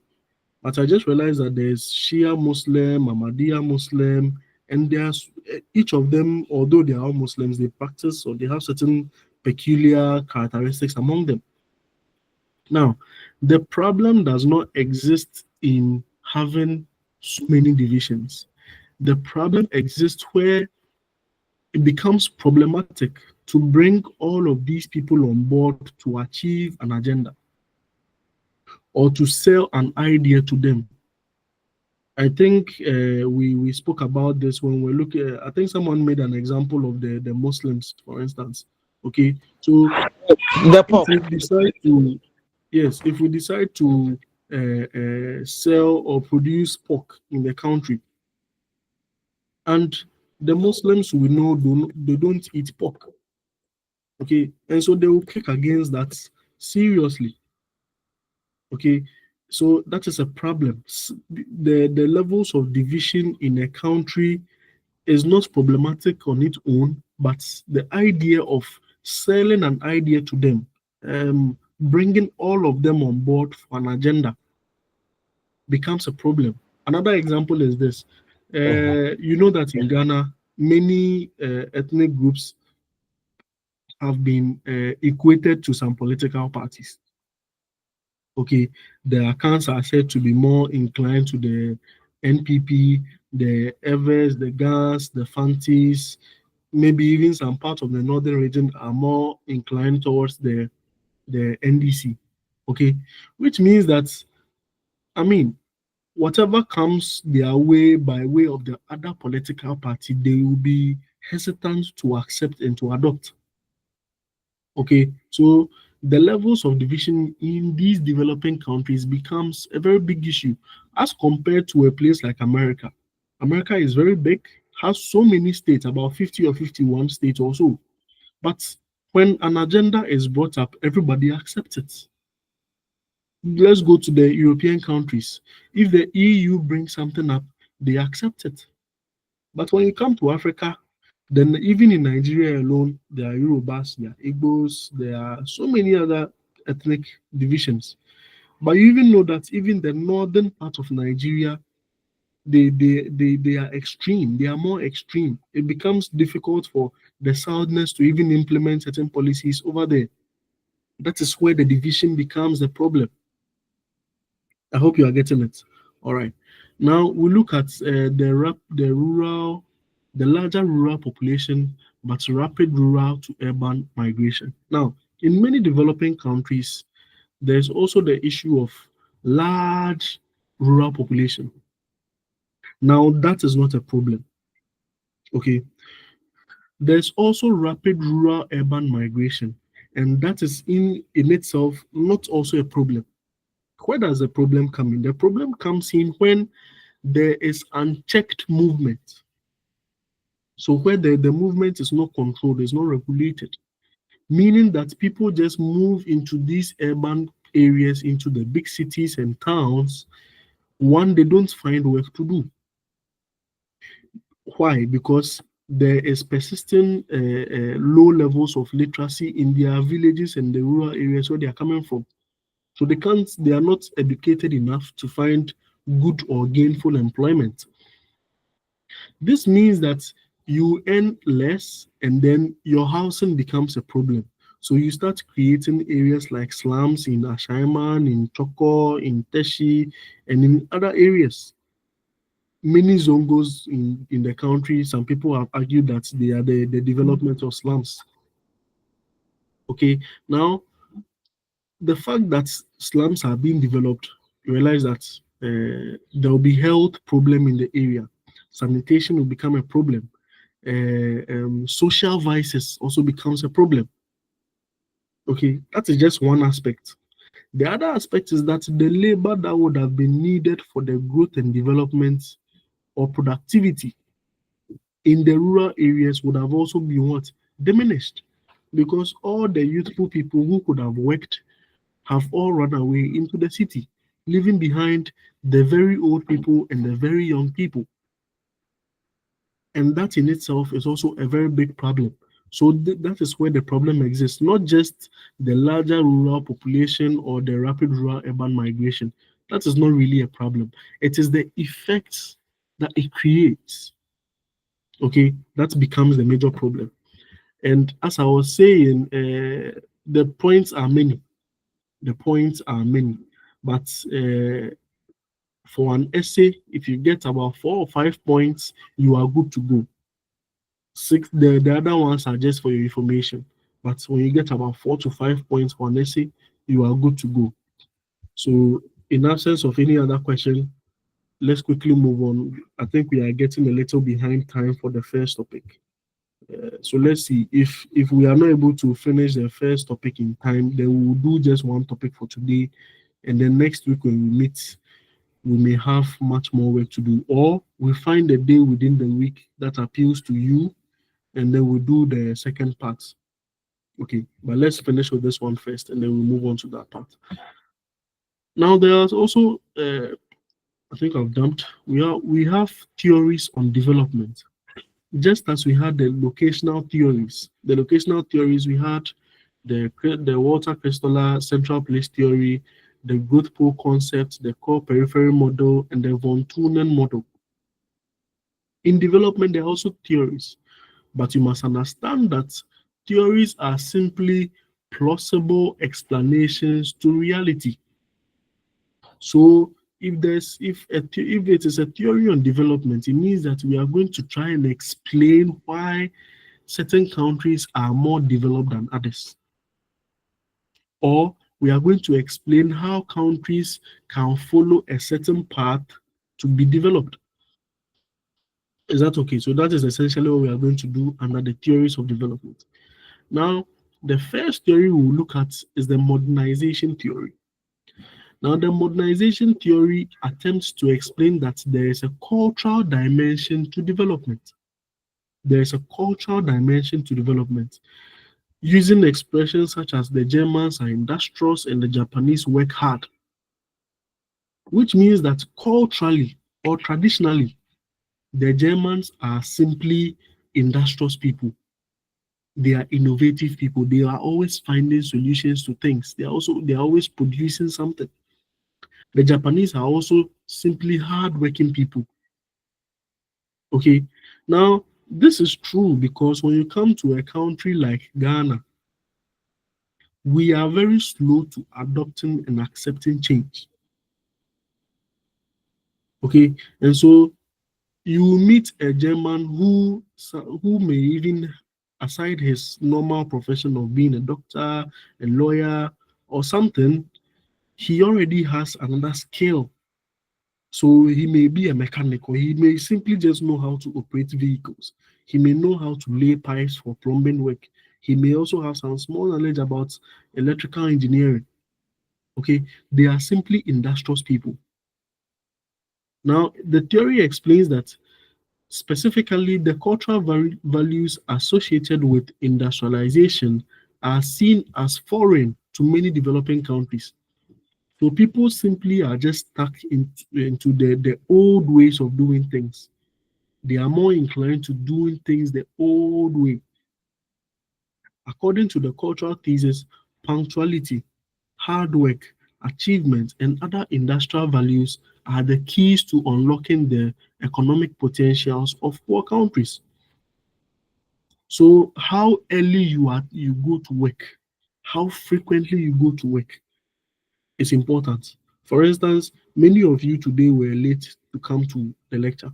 Now, assuming that this lecture was a production company where we produce chocolate, okay, and we were supposed to produce 100 boxes of chocolate in 1 hour. The class started about 20 minutes late, which means that we were behind. So instead of producing about 100 boxes of chocolate, in the end, we are going to produce just about 60 or 70 boxes, which means that the remainder has been lost. Productivity would have been reduced. So punctuality, We will how stay early after you working go, hours and how sleep time. frequently you do. We will stay after Pardon? working hours. We will stay after working hours. You We will stay after you working stay after hours. working now. Okay. Okay, there will be no what's the name? Overtime for you. We will not pay you overtime. Anyway, that was just by the Yeah, way. So, and also there's hard work. There is also hard work where you simply work hard or even work smart, as people say today. You work smart, especially with the introduction of technology. Okay, and it has been argued that these things are the things that will simply unlock the economic potential of a country. Because if everybody in the country finds it, I mean, normal to go to work late, to go to work at their own time, to do things at their own time, people will go to work, even if they go on time, they'll be sitting down idle and everything, whilst there is work to do. Then the levels of productivity and development will be reduced. But if everybody goes to work at their allocated time, that's what they are supposed to do, and even try to go just a little the extra mile. Okay, the general levels of productivity will be increased. And that is essentially what happens when Ghanaians move outside. You realize that it is more of a cultural problem where people are located, because these same Ghanaians, when they move outside the country, they will dare not even go to work late. They will always go on time, do what they are supposed to do, and even try to even do more to even impress their employer. But when they are back in Ghana, then they use the Ghana man time. Anyway, it says that development occurs and the international gap is narrowed when a broad set of modern values and institutions are present. The success of the Asian economies in recent years has led to some to speculate that there are cultural values found there that foster growth, especially in countries like China, Japan, Korea, um, Thailand, Singapore, Malaysia. All of these countries have, over the past 50 or so years, experienced some astronomical levels of development that the rest of the world have not experienced, especially in our part of the world in sub-Saharan Africa. Now, what has been the changing factor? People decided to just have a change of mind, have new way, modernize your way of doing things, do away with the old system, bring up a new system. It says that internal factors in the country, such as illiteracy, traditional agrarian structure, or the subsistence agriculture, okay, the low division of labor, the lack of communication, are all responsible for underdevelopment. Now, all of these things that we have looked at over here, they persist where? In Ghana, and similarly in many other sub-Saharan African countries. Okay, there are also differences in the structure, and the historical origin are considered of little importance.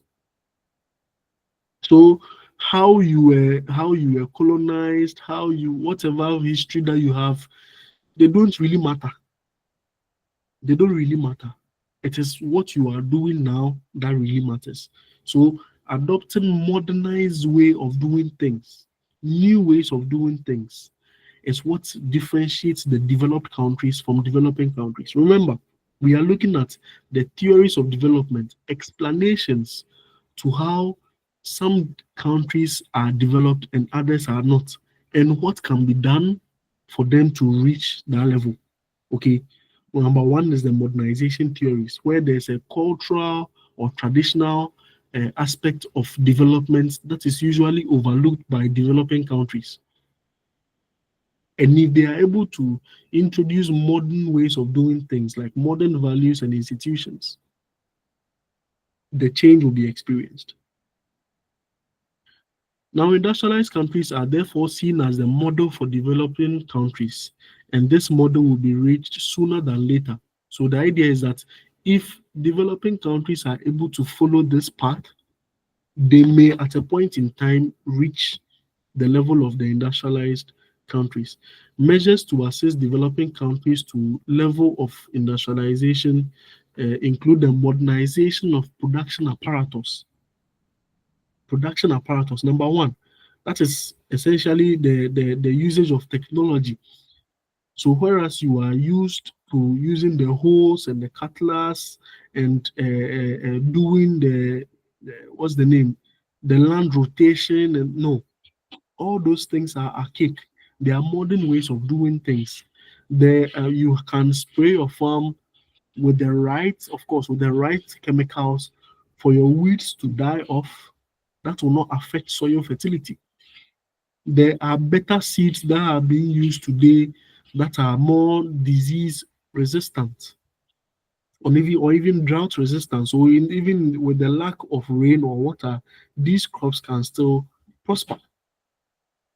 Okay, and so doing away with the old technology, the old apparatus and tools, and introducing and adopting the new ways of doing things will be very beneficial.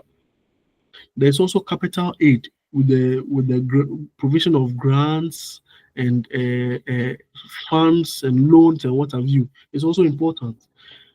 Also, there is a transfer of know-how so that the developing countries can reach the stage of industrialized countries as soon as possible. Development is seen as an increase of production and efficiency and measured primarily by comparing per capita income. So when you are able to adopt new ways of doing things, your levels of productivity will increase, and then development will essentially be what reached. That's the first theory. Now the second theory, which is much more profound, is called the theory of the stages of growth by Walter Rostow. So usually they call it the Rostow's theory of stages of growth, and that was established in the year 1960. Now, it sees the argument between the gap about the gap and the poor, the arguments about the gap between the rich and the poor nations as what transitionary. So it's more or less like a period. So it grows from stage to stage. At one stage, you are expected to exhibit certain characteristics. By the time you move to the next stage, you are supposed to exhibit some characteristics. Okay, and so he developed a theory of stages of growth to further explain his arguments. Now, he argues that within a society, sequential economic steps of modernization can be identified. Now, these steps are linear and towards an evolutional higher development. So it has, I think, about 5 stages. There are 5 stages within Rostow's theory of stages of growth. And I must emphasize that one of these theories will come in your exam. One of these theories that we are looking at under the theories of development will at least come in your exam. So I hope you are paying attention and writing something down. Are you? Now, the traditional society stage. This is the first stage. Now it says that during the traditional society stage, the economy of the country is more agrarian, meaning that more than 75% of the population is in food production in the agricultural sector. Productivity by man hours is lower compared to the other growth stages because, one, human capital is low. The levels of education of the people are low, their health levels are low. Okay, there's also no technology, which means that people are using the old and archaic things or ways of doing things, especially in farming, using of the hoe and the cutlass. Okay, weeding. Who still weeds today? Okay, using of the cattle or the ox or the horse for plowing. Okay, which takes so much more time. So productivity by man hours is much lower. And then the society is also hierarchical. It's also a hierarchical structure, and so there is low vertical as well as social mobility. So the system of the social stratification exists in this particular stage of development, according to Rostow's theory of the stages of growth. In the traditional society stage, everything is more or less agricultural based. Productivity by man hours is lower. But there are also levels in society where there are poor people, there are middle income people, and there are high income people. Now, political power is in the hands of the landowners or a central authority supported by the army and the civil servants. So much of the political power or decision-making authority is in the hands of who owns the land. Remember, it is an agrarian society or an agriculture-based society. And so whoever owns more land, you are considered to be, the most important person. And if you study Ghana's system in many rural communities, this is very true. Okay, where the larger landowners are the more influential people. Yes, they say that the chief's authority is determined by the number of or the size of your land. If you control just a small piece of land, then you are not regarded. Okay, so that is the traditional society. This is the first stage of development. Now, at this stage, everything is agriculture based. Productivity is low because there are no levels of technology introduced over here. Now, over time, it gives birth to the next stage. The next stage. Now, this is the transitional stage. Now, it is argued that it creates the preconditions for takeoff. So sometimes some people, instead of writing the transitional stage, they write the preconditions for takeoff. And that is also okay. Now, it is achieved by bringing about radical changes in the non-industrial sectors. Now, this means that in the first stage, people realize that our income is low because we are basically agriculture based, and we are even practicing subsistence agriculture. So why don't we introduce certain changes so that we can grow? And so they are creating some preconditions. They are preparing themselves for growth by introducing certain changes. One is that there's the beginning of export of raw materials. A new class of businessmen emerges, and the idea of economic progress coming from outside spreads through the elites. This kind of development is a result of what? Industrial revolution. So now people begin to introduce certain industries, certain factories, where production of things gain momentum. So the farm produces that they were harvesting previously and eating it themselves.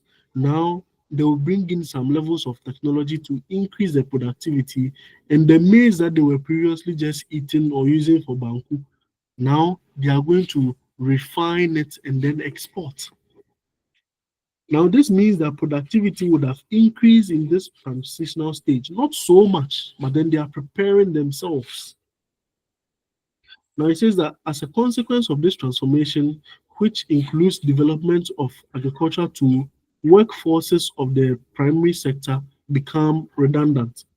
So now more people will be employed in the secondary sector, because at this stage, you know the levels of production, right? We have the primary level, the secondary level, and the tertiary level. The primary level is where they deal in the raw materials.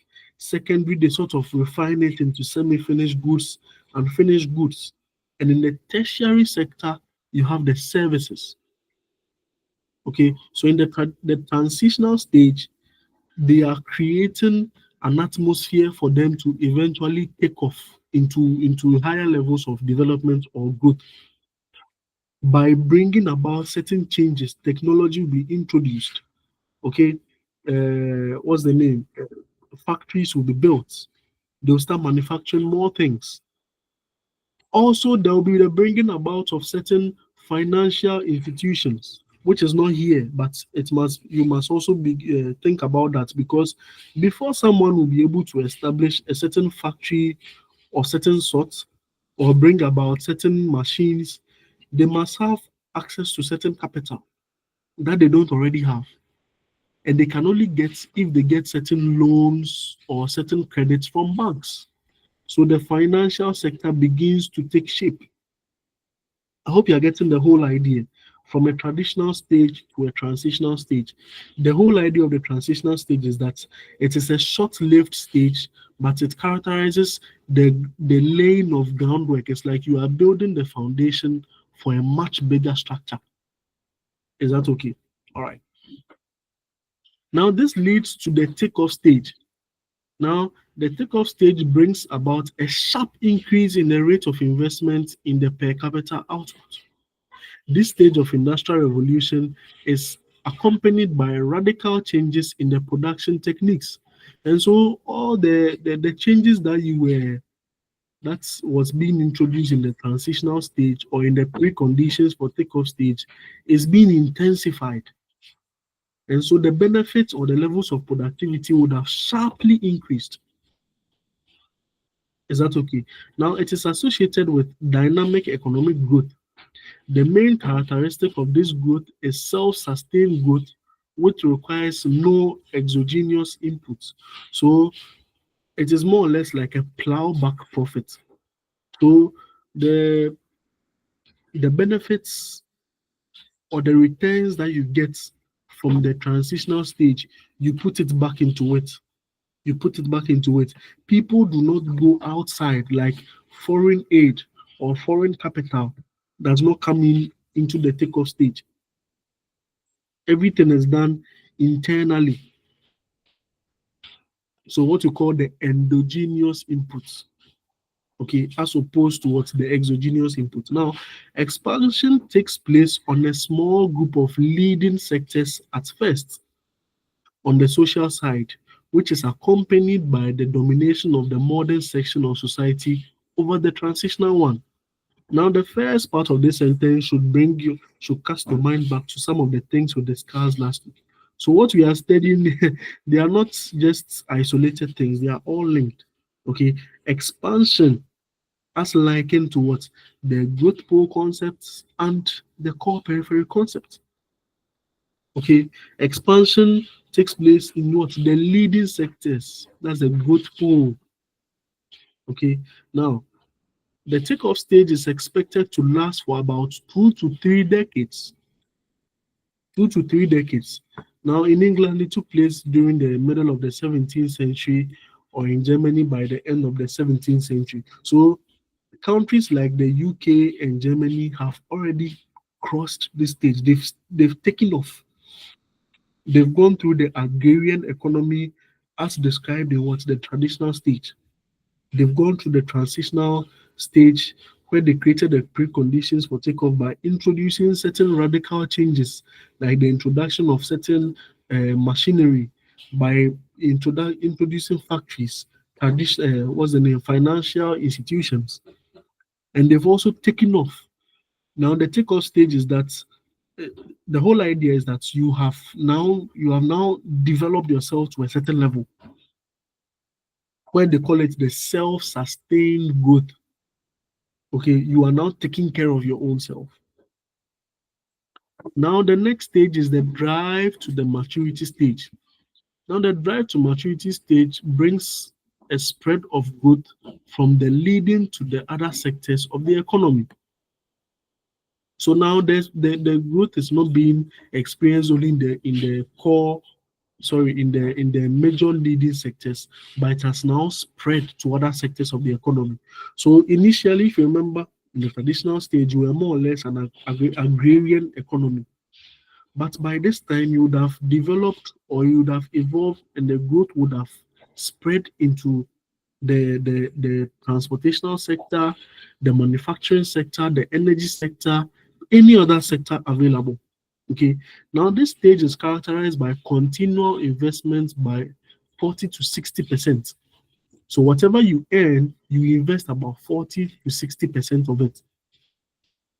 Now, new forms of industries like the new technical industries emerge, like the electrical industries, chemical industry, mechanical engineering. All these sectors were previously not in existence. But because you've taken off, now you are driving to maturity. Now you are on your way to getting to a certain high level of development. It means that all these sectors will now come in. Now, as a consequence of this, there is transformation of the social and economic prosperity, especially the latter, especially economic prosperity. Generally, the drive to maturity starts about 60 years after takeoff. So this one takes a long time, Remember, the takeoff stage took place in the 17th century, but drive to maturity takes place about 60 years after takeoff. That is when it begins. And in Europe, for instance, this took place in the 1900s, just about 100 years ago. So the process of development, as we discussed from the very beginning, is not a destination. It's not just a short-term process. It takes a long time. All right. Now you are still not there. You are now at the stage of high mass consumption, which is more or less like the final stage. Now, this is the stage of my high mass consumption can be reached after a certain level of national income is reached. And then the formulation of an economic policy giving priority to increase private consumption. So at this point, you can now say that you are developed because now your GDP, which is measured as the national income, has reached a high level. Okay, and there's also a robust national policy that prioritizes private consumption. Now, here, most parts of the society live in prosperity, and persons living in this society are offered abundance and multiplicity of choices. So, in this stage, you have a wide range of variety of products to choose from. If it is school, the government has its own school, but then again, there are private schools available. If it is health, the government has the regional or the municipal health facilities, but there are also private health facilities also available. Okay, so there are so many options available to you as a person when your country reaches the stage of high mass consumption. And according to Rostow, the West, which is basically the Americas, and the North, which is Europe and the Scandinavian countries, today they belong in this category. Is that okay? So this essentially describes Rostow's theory of stages of growth, where it outlines a linear path. So when you follow these procedures, when you follow this line, you are going to get developed at a point in time. Now, this image essentially summarizes everything for you. Okay, so if this comes in your exam and you are going to answer this question, it will be ideal for you to draw something like this to show. So the first stage over here, okay, traditional society, subsistence farming, barter trade, agriculture. Now you create the preconditions for takeoff, where you begin to do something like specialization in a specific sector. Surpluses are going to be experienced, and then you bring about certain infrastructure and technology for growth. Now, this will take you to the takeoff stage where you start industrialization, investment growth, regional growth, and political change takes place. And then in your drive to maturity, at this stage, you are beginning to experience certain levels of high development, where there is a diversification of the economy. Remember, where the growth that is experienced in the first sector spreads to other sectors. There's also innovation, less reliance on imports, and there's also still investment. Then there's the high stage of mass consumption. Remember, all theories are also criticized. So this timetable of development does little to explain why some societies go ahead on this ladder and others do not. So it only explains or it only describes the stages of growth, but it does not explain why there are some countries that have taken a much longer time to reach this level. As well, its value for forecasting the result of development activities is limited. So exactly when or how many years it will take every country to grow or develop within each stage is also absent. It only says that, oh, it takes place 60 years after takeoff, but exactly how long it will take Ghana to reach that takeoff stage is absent. Primarily because resource abundance is also a problem. cast your mind back to what we did in the first lecture under comparative advantage and competitive advantage, resource abundance is very important. In a country that does not have the abundance of resources, the estimated number of years it will take you to go through this stage will not be specified. Okay, then also the rather fixed stages hardly allow for alternative goals and processes of development and incorporate a high degree of what? Ethnocentrism. So it's the stages are fixed. It doesn't allow for additional inputs or for you to modify certain stages. Okay, and so if Ghana, for instance, decide to then adopt the Rostow's theory of stages of growth, it will be difficult for us to make certain changes, and that is a big problem because when we take theories, we apply them as such, but we fail to recognize that Rostow, for instance, developed this theory wherever he was by observing what was happening where he was, and the conditions that were present at that time are not the same conditions that are present at this time. So without the necessary adjustments to a theory, it will fail to reach the potential that I mean, adopted to achieve. Okay, so these are the criticisms for the Rostow's theory of stages of growth. Please, once again, one of these theories will come into your exam. Let's look at the last one, the last theory for today. We call it the dependency of world systems theory. The dependency of world systems theory. Now, the theory takes a different look at the causes of underdevelopment. It explains that the economies of the developing nations have been shaped in response to forces and conditions established by industrialized nations.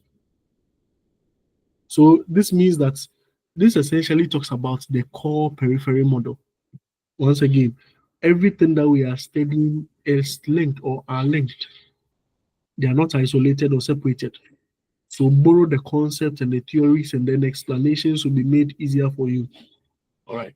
So this explains that developed countries reach that level of developed when they do it or when they achieve it at the expense of the developing world.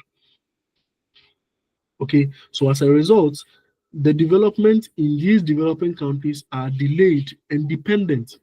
So it is what the developed countries allow that you are able to do.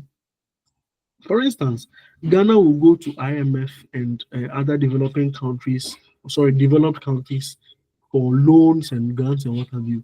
But before they give you the money, they will tell you, cease employment or lay an embargo on employment. Some years ago, I think somewhere about 2015, 16, thereabout, there was an embargo on public sector employment, and teachers were the ones who were most affected.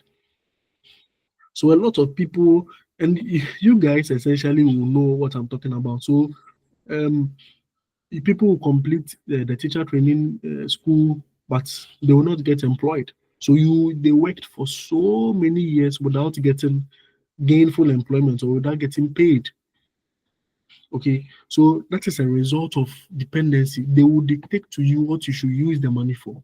Perhaps you need the money for infrastructure growth, like roads and hospitals and what have you. But they will tell you, no, go and put the money into agric or go and put it into energy. Why? Because when you put it there, you come back for more. That is essentially what dependency is about.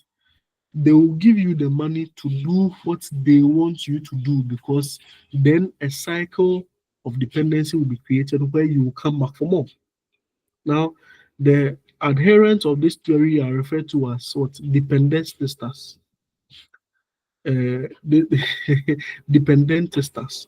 So people who follow this theory or proponents of this theory, that is the name they are referred to as. Take note of this as well. It is likely you will see it somewhere. I've not said to come in your exam, ladies and gentlemen, but a word to the wise, they say, is enough. Now, the theory further argues that the level of distorted development in developing nations have been fashioned by dependency relations with the developed world. So the levels of the development that you experience in some of these countries are shaped by the relationship you have with these developed countries. For instance, these developed countries will use your country or your resources as their point of growth. They see us as a pool of resource.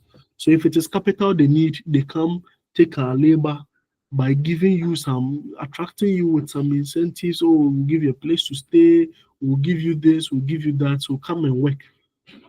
So you move there in your numbers, and then you forget that you are creating a gap behind. Your resources will also be taken at the raw material level, because at that level it is much cheaper. If it is gold, for instance, why do we export gold at a very cheap cost, but then go all the way to Dubai and other countries to go and buy small jewelry at a higher cost when the raw materials were found here? Do you get the dynamics? That is the dependency we are talking about. Now, dependency theories have different explanations as to the cause of dependence. External trade theory concentrates on economic relations between countries. So this the external trade theories of the dependency theory, okay, they look at the economic aspects where the economies of these developing countries are shaped in response to development in the developed countries or in the higher income countries. Imperialism. Imperialism theories also stress on the political aspect of it. So where, for instance, especially during the colonial era, okay, where our political sovereignty as a country was controlled by another developed country. Okay, then there's also the dependential theories that concentrate on the deformation of internal structures by dependence, which perpetuates the situation. The main example I'll give you here is what persists in the French-speaking countries of Africa. Okay, so essentially, you are made to speak their language, your culture, everything, your currency, even the currency that they spend is even fabricated or developed by the French. So the internal structures that should have essentially been the foundation for your growth are being demolished by the developed country, and then they will bring in their own. Okay, so from the very core, you are unable to develop to reach their level. So once again, the dependency of world systems theory is just an explanation. Remember, it is a theory that explains reality. So it explains why some countries are dependent on other countries, and thereby explaining their low levels of development. Now, the criticisms are that generally there is concentration on the explanation and the genesis of underdevelopment, but little attention is paid to strategies to move nations out of that dependency situation. Okay, so all that we've said so far, we've been talking about how they are dependent, why they are dependent, but not very little is said about how to move them out of that cycle of dependency. So everything is, oh, you are dependent on America, they take your raw materials, they take your labor, and they give you some small grants, and even in the grants, they dictate to you what to do with the money. But as to how you can elevate yourself out of this dependency cycle is absent in the theory. Now, uh, Andre Frank argues that dependency is a problem not only for the developing world, but also for some part of the developed world. So the problem therein is that you may have to, at a point, give back into the developing world. As to what exactly you are giving back becomes a problem. And also, if you are not careful and you give out so much, you may end up becoming one of the developing countries, because you'll be giving out your resources, your funds that should have been plowed back into your own growth. Okay, so I mean, it is very common in a literal example is where a rich man who is always so giving gives out so much that he eventually becomes a poor person and then goes about asking for money like the poor people that he was trying to I mean help. Okay, so dependency does not is not just a problem for the developing world, but when care is not taken, the industrialized world themselves may become victims of their own of the same problem. Okay, so these are the theories of development. We have the modernization theory, the Rostow's theory of stages of growth, and the dependency of world systems theory. So we have come to the end of the first topic or the first lecture. And as I said, we have almost about 1 hour more, and it will not be enough to complete the second topic that we are supposed to do. So I would suggest that we find another day and meet within the week. So within the week, which day will be most applicable to you guys? Let's settle on this right now before we go.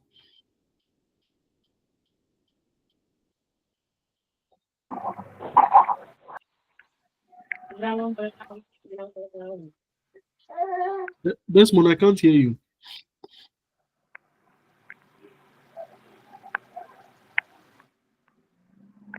Who is speaking? I can't hear you. Let's agree on when we are supposed to meet right now. Hi. Yes, Margaret. Please, if you leave it to us, yeah, we'll be saying any day or so. Any day which will be comfortable to you. But already we have a class on Tuesday, around On 6 to 9. Tuesday. Yes, please. Okay. So let's will tomorrow be okay for you? For me, it will be okay. I don't know. Sure. Okay. Sure, okay. All right. I think Please, tomorrow sounds good for everybody. So let's make it tomorrow at 6 p.m. Okay. We will not take so much time. Let's use about 1 hour 50 minutes. Thank you, Yes, sir. I can't hear you. Pardon?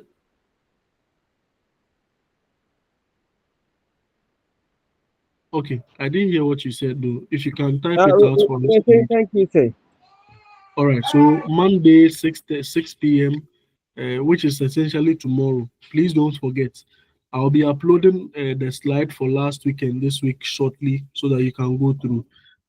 Thank you for having time to spend with me this morning. Please go over the slides when you get them. Okay. All right. Okay, Have a sir. nice Have a nice Bye-bye. day.